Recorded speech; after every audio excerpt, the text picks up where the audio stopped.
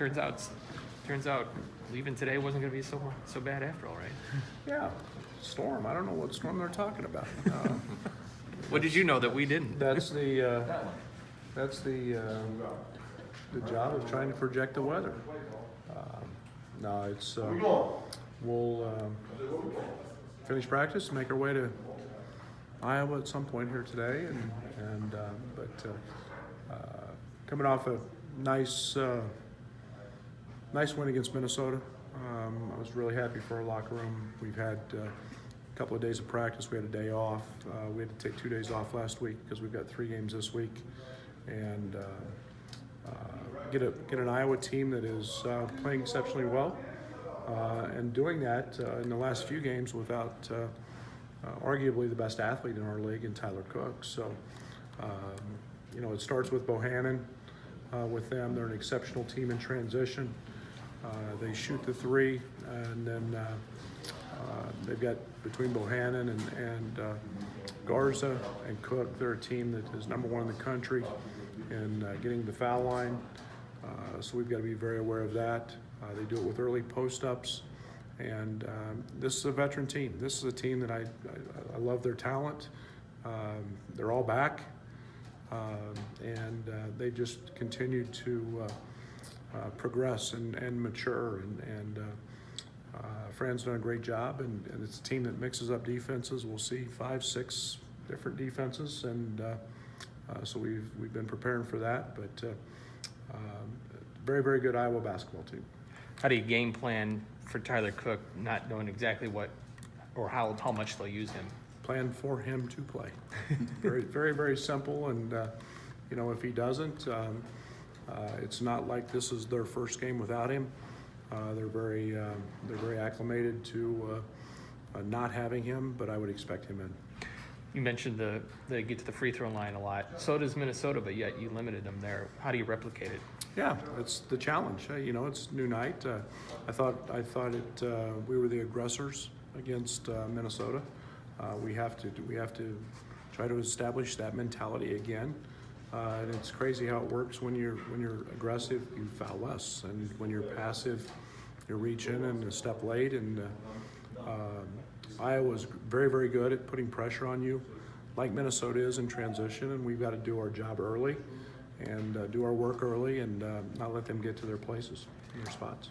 And same key with rebounding as in Minnesota. You limited a good rebounding team there. It's the same deal with Iowa. I hope we can build on that. Yeah, I hope we can build on that, and not just for the teams we know are good rebounders and have elite rebounders. It's every game. It's a big statistical fact that teams that rebound win, and we've got to continue to grow and do a good job in that area. Do you think that was a confidence booster, doing that, having that edge on the glass against Minnesota, for those guys to see, it actually happen? I think there's a lot of positives. I think it definitely doesn't hurt. I think the fact that Georgie had 6 offensive was extremely positive, and I think he had 6 or 8 points off those, and I think 1 foul drawn, which is encouraging, and now we've got to get those wings consistently going again, and we've got to get Kipper re-engaged on the offensive glass, and hopefully that becomes contagious. So yeah, we can really run, we can push tempo, we can do some things in attack mode offensively when we defensive rebound. Even though fouls kept him off the floor quite a bit Wednesday nights, he had a lot of good minutes in Tevian Jones. Just talk a little bit about him now that he's coming back, what you see out of him. Well, the best thing with Tev was he was aggressive. There wasn't any back down. You saw him bumping chests with Jordan Murphy, and obviously we know there's a little weight discrepancy. But Tev's not afraid, and there's no fear there. And he caught it and does what he does. What he does really, really well, which is run and catch and shoot threes. He made a great drive. So I'm really happy with him. He didn't get a couple rebounds, but he went really hard, and that opened it up so the guys could get it. And I've been really pleased. He had a good week of practice. We know what Georgia could bring to the offensive side of the ball, but defensively, what does he do for this team? Georgie is one of the best defensive post players I've coached, and I hope I don't jinx it by saying that, but he's very mature. He's got a great understanding of the game. He's a quarterback because he does talk so much, but he's fabulous in ball screen coverages.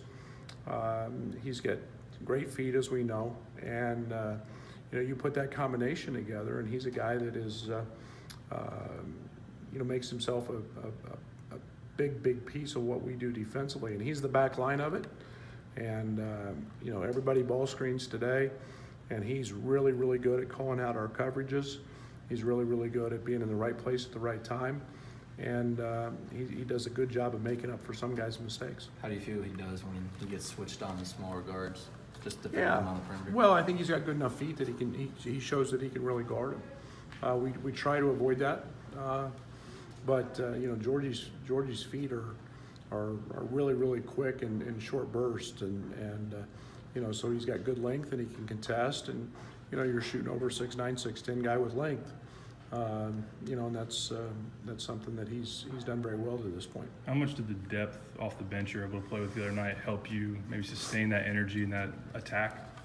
Well, I hope a lot, and that's again what we're trying to create is play as hard as you can play for as long as you can play, and when you get tired, there's another guy ready to go, and there's we want 100% instead of 80, and then when you're ready, let's go, and it was nice to see productive minutes from Allen, see productive minutes from Tevian, see productive minutes from Samba.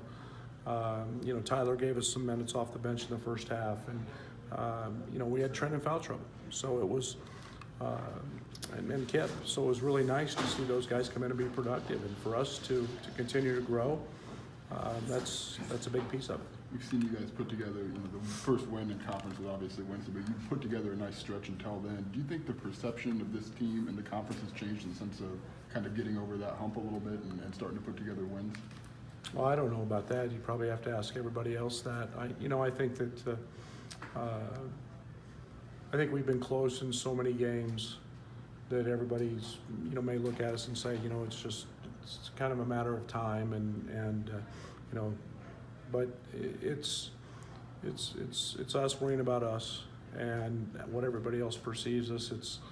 It's a long 20-game grind in this conference, and you have to play every night, and every night's a great environment. It'll be a wonderful environment in Iowa City, and if you don't play, you get beat, and no matter what they think of us, I think it's more important what we think about ourselves, and that win helped us.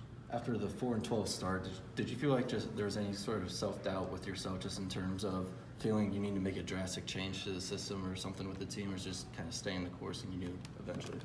You'll find out with me. I'm pretty patient. I know what we do works. It's worked at a very high level my whole life, and I've been around great coaches, and it's the one thing I try extremely hard to be as a coach is what we talk about being an everyday guy. I try to be that way in terms of consistency in the way I coach and what I do. Yeah, do we have to make tweaks every now and then? Sure, but never change from what the process is. Your year at Oklahoma State, you started off 0-6 in the conference and then made the tournament. Is this kind of something that you may have seen coming with this team?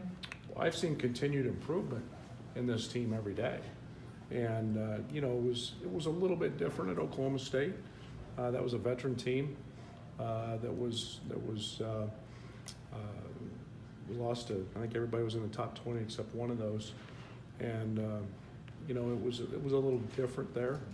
But what I've seen here is just unbelievable improvement and unbelievable spirit from our guys, and that's exciting. And you look at Io's improvements. You look at the play we're getting from Tevian now that we didn't have for 8 games. You look at Allen's improvement. You look at AJ stepped up, and DeMonte's been off the chart. So it's been continued improvement and growth. And anytime you see that as a coach, I can't control the scoreboard, but boy, I sure was excited and know that we're headed in the right direction. I imagine some of those losses create a lot of opportunities for teaching moments and the improvement. In the last few days, does this win create teaching moments as well, now that they got that taste? Yeah, I've pretty much made sure of that. I think it's one of the things that you got to be really careful sometimes with success and how you handle it. And but you know, I definitely tried to make sure we keep our edge. And it's the next challenge, and it's a very good Iowa team on the road. So you know, we need to learn to play well on the road and play tough and physical and execute. And that's what we've got. You know, we didn't get it done at Notre Dame, and we haven't got it done to this point with this team yet. So it's growth, and we got to go.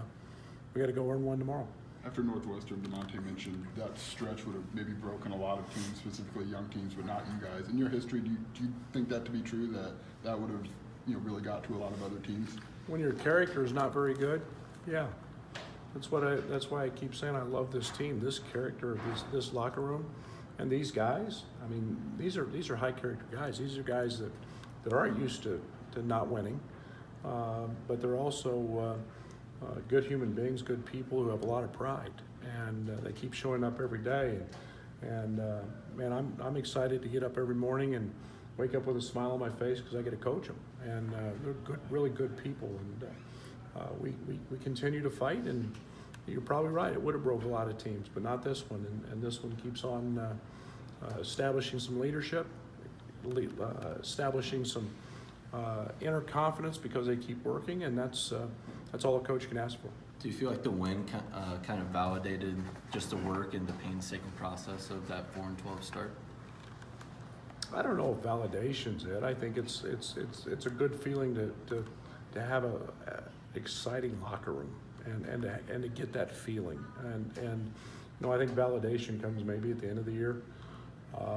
And when you look back and you see how much we got better, you know, I think it's just exciting, and you're happy as a coach for those guys to have that feeling and to want that more. And you know, that is it's pretty exciting, you know, to walk into that locker room and see those guys having fun and doing that, and you do feel like, you know, they got rewarded for hard work, but validation, I think, comes at the end. You hit on leadership there. Iowa and Georgia talked about that recently. Is there a correlation between their consistency, maybe how comfortable they are being leaders on this team now? I don't think there's any doubt. I think we're seeing the growth and the development of what is something that is pretty unique and very special. And those guys are stepping into roles that most freshmen never get the opportunity to, let alone relish the moment and relish that challenge. And you know, we're seeing two guys blossom into not boys anymore, grown men, and having a lot of success, and that's really fun. That's fun to nurture as a coach. Thanks, Thank you, guys.